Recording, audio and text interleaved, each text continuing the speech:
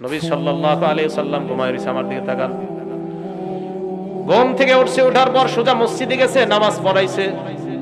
নামাজ পড়ানোর পর সাহাবারা কয়, হুজুর আপনি কি করলেন? নবীর বিবি কয়, হুজুর আপনি কি করলেন? ঘুম থেকে উঠা নামাজ পড়াইলেন। বুখারী শরীফের বর্ণনা। আপনি ঘুম থেকে উঠা নামাজ পড়াইছেন। আপনাদের এই মা মসজিদের মধ্যে কালকে ইমাম সাহেব যদি ফজর নামাজটা উযু ছাড়া ঘুম থেকে উঠা পড়ায়, কি হ্যাঁ কি বলেন, হবে?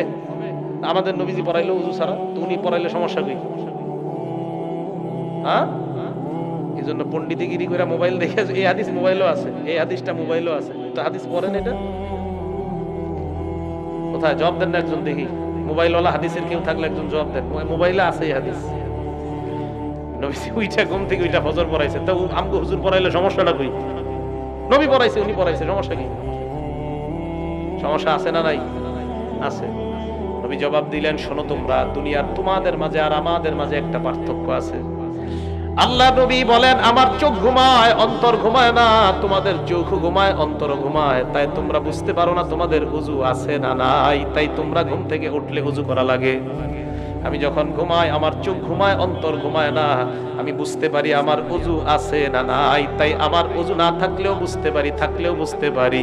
আজকে ঘুম থেকে যখন উঠলাম, আমার অন্তর যেহেতু ঘুমায় না, আমি জানতাম আমার ওযু আছে। তাই ঘুম থেকে উঠেও আমি সালাত আদায় করলাম।